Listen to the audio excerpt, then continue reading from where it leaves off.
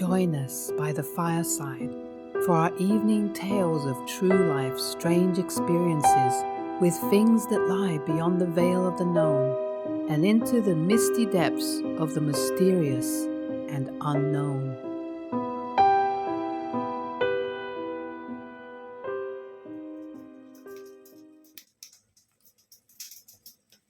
The Creek Wanderers. I was with two friends, Sam and Natalie, and we were wandering about one night in the winter. This took place a little bit past the end of my dad's dead-end road. The road ends and tapers off into a dirt and grassy pathway that leads all the way to a creek bank that used to have a bridge running over it. The bridge has long gone, and we just loved exploring that creek.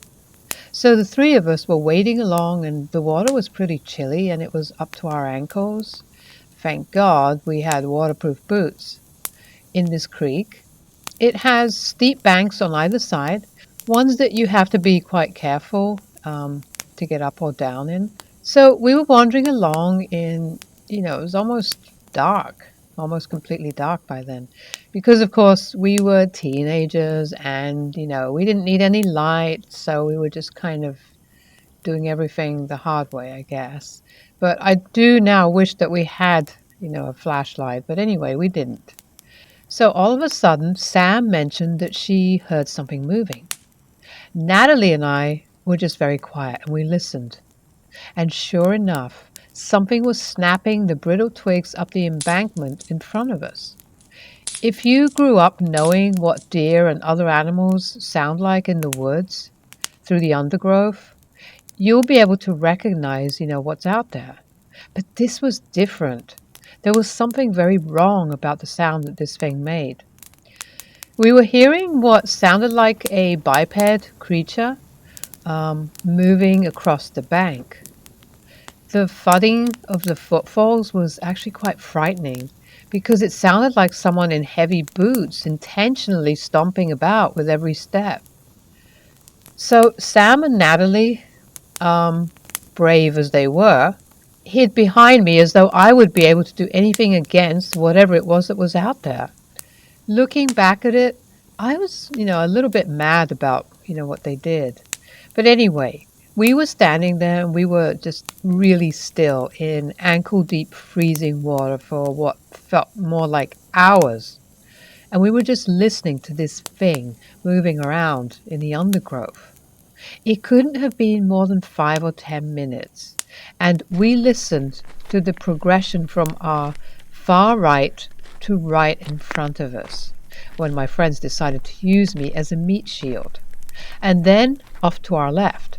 Eventually, after the noise tapered off, we just scurried back up our side of the embankment to head towards home. We were just terrified. As we made our way down the small slope onto the trail, which ran between two large open fields, we heard this piercing shriek that sounded inhuman, but nothing like anything I had ever heard an animal make before in the woods. It was kind of like the cross between a cougar, with a sort of chattering, angry, riled up bird or something. But there are no cougars in our area. So, that was just really weird. Anyway, we froze for a moment to figure out where this sound was coming from. And we heard that sound of heavy stomping against the hard dirt again, and it was moving very fast. In the dull moonlight, we saw in the field to our right this kind of weird thing. I don't quite know how to describe it. It looked like a person, but there was something very wrong about it. The way it stood, it had the noises it was making, that were just so strange. It was hard to see it due to the darkness. It looked like a tall, hunched-over, bald person with abnormally long arms. It really did sound like, the aliens from a movie I'd recently watched. And there were sort of weird clicking noises that it made, only louder and more distorted now. It almost made me sick, And I remember feeling utterly helpless and terrified, especially since that movie had really freaked me out. And here I was experiencing something similar, that this time was real, it wasn't just a movie. So, needless to say, all three of us just got the hell out of there and we rushed back to our house immediately. I'm not sure if either of my friends paused to look back and see if it was following us. I didn't. I kept my eyes locked on home. We never really talked about it after that night. Both of my friends saw and heard it. Supposedly, anyway, so I don't think it was my imagination. Something was out there with us that night, but I definitely wasn't about to poke my nose around and try to find out what. So it took me a while to go back to that creek, and never again did I visit at night. During the day, it felt fine. I loved it. It was teeming with life and energy. I remember hearing odd screams from down that way every so often after that, but I tried to chalk it up to animals fighting, even if deep down I knew it was something a little more sinister. So that's probably one of the worst experiences I've had, if not the worst.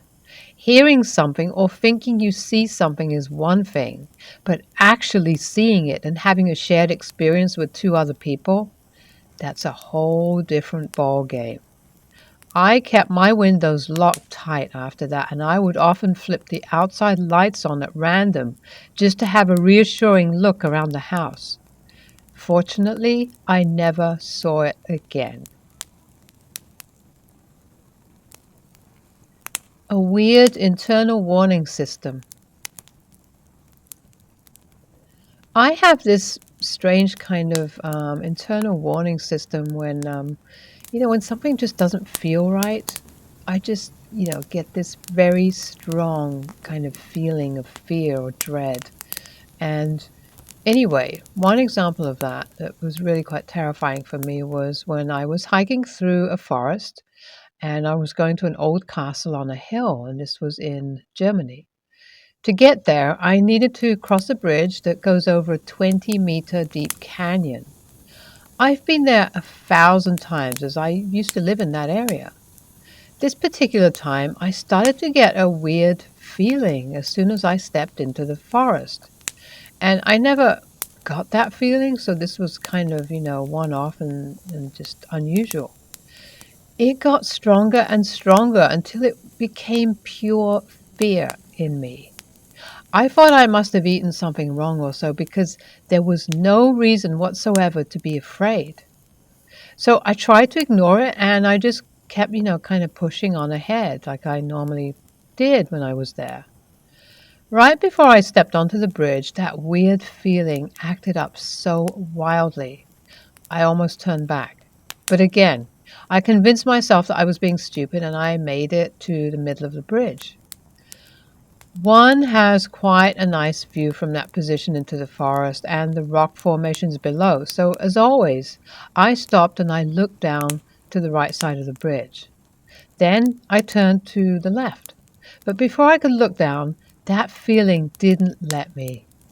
At that point, I really thought that I must go crazy or something, but still I actually obeyed and I didn't look down. And I instead made my way to the castle ruin complex that started right behind the bridge. I was there for about 15 minutes when some police officers suddenly arrived, and they started screaming at me to come down as I was climbing the old walls. They interrogated me, who I was, what I did there, who I saw on my way to the castle, how long I've been there, and how come I didn't see the dead guy under the bridge on the left side. So apparently, he jumped shortly before I arrived. And I guess they thought I was involved or a suicide buddy of his and was about to jump from the ruined walls. Turns out I can sense dead people or whatever. I had a couple of other experiences with that warning system, as I just mentioned, like in the previous story. So, anyway, this is another story. I went for a walk one day in my rural village. I parked my car at a parking spot for hikers and realized that a guy was sitting in one of the parked cars smoking a cigarette. He was maybe in his 40s, I guess. He looked like a solid kind of guy, nothing really creepy about him. Could have been my dad, even. So I got out of my car and I started, my walk along the fields. And again, I had that super weird feeling that was telling me to just go home. But, I'm arguing with myself. So in the distance, I see a guy walking around, always parallel to me. That's it, I think. He's giving me the creeps. But he's so far away, there's no chance he could be a threat. So I continued my walk, fighting that weird feeling until it becomes so urgent that it feels as if I'm walking against a resistance in the air or something. It was incredible. So I turned around and I walked all the way back, checking on that guy in the distance from time to time. I was gone for 40 minutes probably when I could see my car again between the trees. Also, I saw that guy who I said, could be my dad. I saw him and he was still there and he was doing something to my car. That was not good, especially because it was getting dark. He saw me coming and he bolted to his car and he just drove off. My door handle was just jizzed all over. So another story that's an example of this, inner kind of warning sense. I was out. It was, one evening, and I got out of nowhere a very strong urge to check on a friend. She lived in the basement flat of her parents' house and had been battling with some kind of chronic infection, so I knew she wasn't very fit at that moment. This super strong feeling that I should check up on her became so urgent, and this time I didn't argue with it. Her phone is constantly off, so I drove to her flat and I knocked on her door. There was no answer. But the door is locked. I'm a rather shy person, so if I get the slightest idea that I might be unwelcome, I will not stay. But this weird pushing feeling almost screamed inside of me to get into that flat.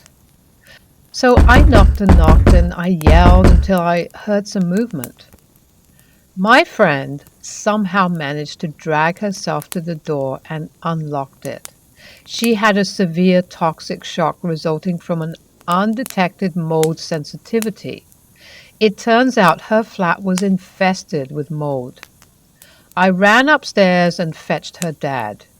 He had to literally pick her up and carry her up the stairs. No one told me she was in that state. She could go silent for days, introvert. So this time, my warning system was pushing me, not holding me back. Weird.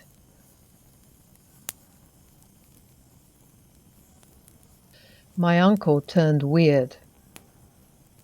This incident happened to my aunt and uncle, who are actually very wholesome, kind of straight laced Christian type of people. And this was in the mid 90s, and they'd just been married. They were looking for their first place together, and they were on a budget as both had just gotten out of college. So they found an apartment that was affordable, and they made an appointment to go and check it out. When they arrived, they noticed the apartment building was adjacent to an old cemetery. The woman showing the place mentioned that previous tenants had mentioned strange activities in the apartment. Things like drawers being opened, doors slamming shut, but overall the incidents were few and infrequent. If you believe in that sort of thing, they didn't think much of it, and they weren't the spooky type, because they were Christians and all that. So they went ahead and they got their first place. She said as soon as she got in the apartment, they noticed things being moved, drawers opening and closing, items gone missing or moved. She said there were incidents almost daily, but that they just tried to ignore it. On the third or fourth day, they were in their new place, and my aunt had just showered, and she had crawled in bed next to her husband as he had showered before her. FYI, my uncle usually leaves the room when my aunt recounts this story as it's so scary and creepy as hell for him. So my aunt had just crawled into bed, and my uncle was above the covers reading the paper. She was exhausted and she closed her eyes to start relaxing before sleep. She says her husband then turned to her, not saying a word, and he started giggling and poking at her like a playful kid kind of thing. And then he started grabbing her arms and legs, a kind of play wrestling, if you will, sort of thing. "What are you doing?" she exclaimed, to which he didn't even reply. She also said that he had this odd look on his face that she had never seen it before, and it was just out of character. He then rolled off the bed, manically giggling, and he rolled under the bed, and he started pushing up on the box spring from under the bed. She described it as it was almost like he was being taunting or something. Then, in a loud voice, she yelled his name and asked again, "What are you doing?" She then hears my uncle's voice say, "What is it?" She hops up and she finds her husband in the living room, feet kicked up, reading his paper. They immediately packed a few things and they went to a hotel. They never spent another night there. And they got out of the lease and only returned with family and friends to pack up. And that was it. They were gone. A nightmare experience. This happened when I was in high school, and my girlfriend's parents would sometimes let me stay overnight on the weekends, so long as I slept in their RV that was parked in the back of the house. I had done this multiple times, and my girlfriend would come and sit outside with me for a while until she got tired, and then she would go inside to fall asleep, and I would listen to my Walkman while I tried to fall asleep. I remember one night I was having trouble falling asleep, which wasn't so unusual for me, by the way. As I was laying there, I started to notice an unfamiliar background sound sort of noise. And when I removed my headphone, I realized that it sounded like people were outside the RV and that they were kind of having a loud discussion or something. But the number of voices started to suddenly multiply, and they got louder and louder until it was quite frankly unbearable. I looked out and I searched round and round, peering out the windows, but nobody was there. So I was very shaken at this point, and I decided to run into the house and sleep in the living room and try to explain myself in the morning. The problem was every time I got about 6 feet away from the RV, there would be this flash of white, and I would open my eyes and find myself back in the RV. Now, at this point, I was nearly having a panic attack, so I called my girlfriend on the phone, and she could hear how terrified I was, so she told me she was coming outside to get me. I heard the back sliding door of her house open. I heard her walk across the deck, down the steps, across the garden stones, and finally, her hand fumbled on the RV door. But when it swung open, there was nobody there. Now, at this stage, I was pretty much in tears when suddenly I felt the presence of something very intense behind me. I turned around and I found this massive red aura hovering there, and it was overcome with this immense sense of dread and death. And I felt like I couldn't breathe, like I was being strangled or something. I remember feeling that this thing, this aura, this energy was killing me, and it was absorbing my life force, if that makes any sense. I then dropped to my knees and I realized that if I didn't break free real fast, I was most certainly going to die. I don't know where I found the strength from, but I willed myself back to my feet and I slammed the RV door open and bolted for the house. This time, I actually got inside. I hollered for my girlfriend, and she came downstairs with her mom, to so much confusion. I explained everything that had happened, getting especially angry that my girlfriend never came outside like she promised. She said that we never spoke on the phone, and she had no idea what I was talking about. But when we compared our phones, mine showed a 1.5 minute conversation completed to phone, whilst hers showed nothing. That's when both her and her mom started taking me seriously and began to look quite scared themselves. So for the rest of the night, things were uneventful. Her mom let me try to sleep on the couch, but try as I might, I could not sleep. Every time I closed my eyes, I would see a small circle of intensely burning white light. The house in the woods. I wanted to share this story for a long time.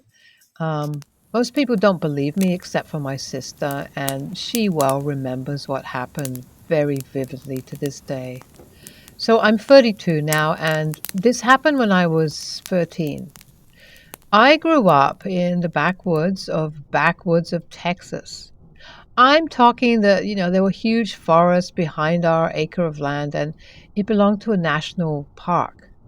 That kind of backwoods. That's what I'm trying to, describe here. Well, my sister, who happened to be 8 at the time, wanted to go walking in the woods, something that we actually did quite frequently, and, we felt perfectly safe. Somehow, we always knew where we were, and even if we walked for an hour, we always knew how to get back home. It was weird, but, I digress. That's just the way it was. We yell that we're going in the woods, and my mom yelled back at us to come in before dark. The usual kind of concerned parent stuff before we set off. We had built this makeshift fort a few hundred feet in and decided to check it out. We got bored of that pretty quick and we decided to just walk around and pick up sticks and so on. So we were a good 30 minutes into our walkabout when I noticed it was getting darker. I just ignored it for a while when my sister hit my arm, and then up ahead she pointed to a dense foliage and trees, and we saw what looked like a clearing. Now, I knew this part of the woods well, and I knew we were still on the preserve land, and there weren't any clearings that should be nearby. I was thinking that maybe it's just the sunlight illuminating a spot. I, convinced my sister to check it out. It turned out to be a clearing. The sky was still pretty dark and the wind had picked up to a breeze because I remember the tall grass rustling. However, we had stopped in our tracks because in the middle of the clearing was a 2-story house. Now, there was no driveway nor a road that led to it. That's the first thing we checked as we went around the perimeter of the clearing. We were a bit terrified of this house for some reason, and we thought that maybe we had gotten lost and that there was, road nearby. But I didn't say anything. There wasn't even a worn path to the house. So we went back to the original spot that we came out of the woods from, and we just stared. I remember being full of absolute dread, but I couldn't seem to turn back and go home. It was like something was stopping me. The house itself looked old but well kept, but there was no road. My sister was holding my hand at this point, and we were still just standing there staring. It was starting to get darker and darker. Then my eyes got to the one window on the top right of the house. There was this flickering light on, and there's something rocking back and forth. It blots out the light when it rocks one way, but then when it rocks the other way, you can see the light. My sister then squeezed my hand so tight that my fingers started to go numb. That jarred me out of my stupor, and I tell her to let go and look down at my hand, trying to shake her off. That's when she started crying, and she said, "It's waving high." I remember I literally started shaking at this point. I looked up, and sure enough, there was an arm up, now rocking opposite of the body, in a wave-like gesture. I was done at that point, and I pulled her hand that was still clawing mine, and we just hightailed it out of there. We ran a good 10 minutes before making it to our fort, which confused the hell out of me. We had walked a lot further. The sky was starting to get brighter, but I still wanted to get out. We caught our breath and then began running again until we got home. My sister and I had stopped crying by this point, but my mom, who I swear to God had some kind of mind-reading powers, asked what was wrong. My sister told her, and I got in trouble for making up stories and scaring her. I stormed off, and we just ignored it after that. I remember it occasionally throughout the years, and every time I remember it, I get a sense of dread and nearly start shaking. Fast forward to 2 years ago. My dad passed away, and I was at my mom's house consoling her and grieving as well with her and my sister. Randomly, we started talking about how my dad loved horror movies, etc. And I remember that day in the woods so vividly, I nearly started shaking again. Later that night, after my mom's asleep, I asked my sister about it. As soon as I mentioned the house in the woods, she immediately freezes up. I asked her if and what she remembers, and she describes it in exact detail as I remember it. Then she said that she had asked our dad a few years back about it, since he grew up here as well and knew more about the area's history. He laughed at her, saying that there's nothing back there but woods for miles. Yet her and I both remembered it so vividly. It feels like it was just happening every time we remember it. The next day, I decided to go back into the woods and check it out.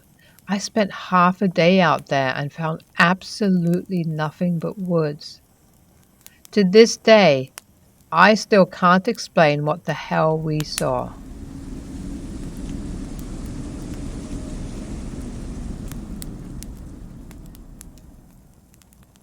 A road accident. This experience happened maybe just a couple of months ago. I did end up reporting it to the local sheriff's office, and I never heard back though. So at the time, I was with some friends and we were going up to the local canyon. We were hiking around and eventually we set up our hammocks. We were smoking a little bit of pot and we were having a good time until my friend told us that she was feeling panicky. Assuming she just got too high, we offered her some water and food and we asked her what we could do. She told us in no uncertain terms that she wanted to leave because she just didn't feel right and her anxiety just wasn't going away. And as someone with anxiety, I agreed that we should leave the situation for her benefit. So we packed up and we hiked back to the car. It was about, 20 minutes away. So the driver, who was sober, started the descent down the canyon. We were about 10 miles up the right-hand fork of this canyon with no cell service and these narrow roads. We were going about 30 miles an hour at that point when we turned a curve in the road, and ahead of us, we saw a truck. The headlights were facing us, and it was stopped in the road. Next to the driver's window was a guy in his mid-20s, and he was talking to the driver. About 20 feet to the left of the guy was a motorcycle neatly laid out on the side of the road. As we approached the truck with our car, we were forced to stop as the guy stood in front of our car and started waving his hands. Now, immediately, me and my friend noticed that he had a large blood stain on the front of his shirt, over his stomach. His entire right arm was wrapped in a bandage, the type that, you'd wrap around a sprained ankle. But he didn't seem to have any blood splatter on him. His outfit didn't look disheveled, and when, I'm assuming, was his bike, looked to be in pristine condition and set down nicely. It's hard to explain how perfect the situation seemed. It was kind of like one. It was kind of like it was all a setup or something. So the weirdest part of this, though, was the feeling everyone in the car had. Our stomachs just dropped. I had an intense feeling of dread and fear come over me. The guy in the road tried to get us to stop our car, and the truck was blocking the other side of the road. And it wasn't moving. Usually, I'm the one to get out of the car and help, but in this case, I felt like if we had stopped the car and got out, we weren't going to be home that night. I believed that my friend had that feeling of anxiety earlier for a reason. I knew we had to leave, so I screamed at the driver, "Don't stop!" The guy in the road had a weird ass look in his eyes. Not panic, but almost kind of excitement or something.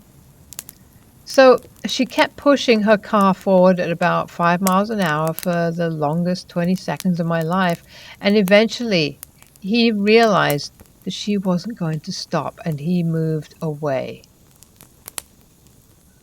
So we just hauled ourselves down out of there into the canyon, and the driver and I felt that we had made the right choice to keep driving and not stop.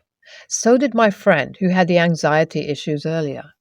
The other two in the car thought that we should have stopped and helped. The five of us all did agree, however, that everyone had a creepy feeling from the situation and it didn't seem right. We don't believe he crashed or really needed help. We think it was a setup. I found it odd that he was walking up the canyon for help and that down the canyon at regular intervals. It all seems sketchy. So we got the hell out of there and we reported it immediately when we had service. Dispatch told us that they had sent a couple of officers up there, but we never heard anything about it. We looked in the local news for the next few weeks and we saw nothing related to what we saw. It was so weird. Weird happenings. I bought my house in 2008. It was a kit house and was built in the 1923. When I purchased it from the realtor, she said that an old retired city utilities worker had been the only owner of it before I bought it, and said that he had maintained it really well. She wasn't wrong either. The only thing it needed was a new roof. I kind of wondered why it had sat vacant for a few years, and I found out why a few months after buying it. While moving my stuff into the place, I was storing everything I wouldn't need immediately in the basement. It was a finished basement, so it wasn't too awful. But I kept hearing noises while I was down there, sorting my stuff into things I'll need soon and it can wait piles. It sounded as if someone was pacing from my kitchen to the front door and back.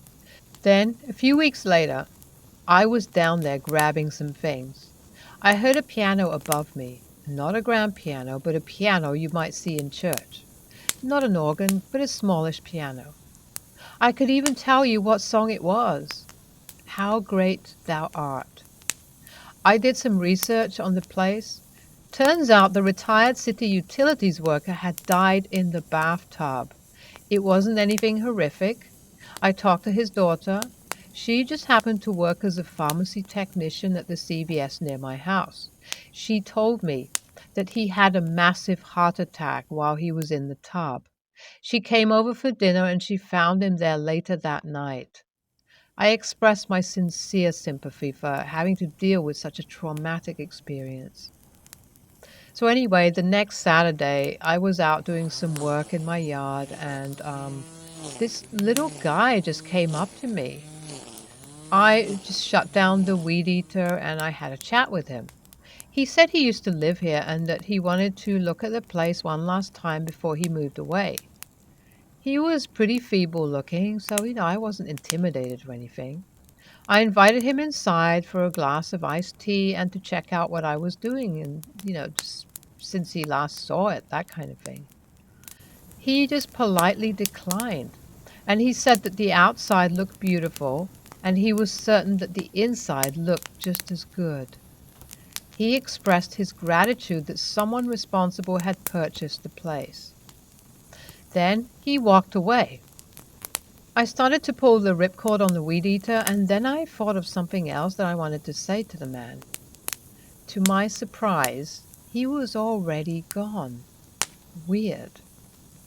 I didn't see any cars drive by, and I was positive he couldn't just have walked around the block or something, around the corner in the span of 8 seconds. It just wasn't possible.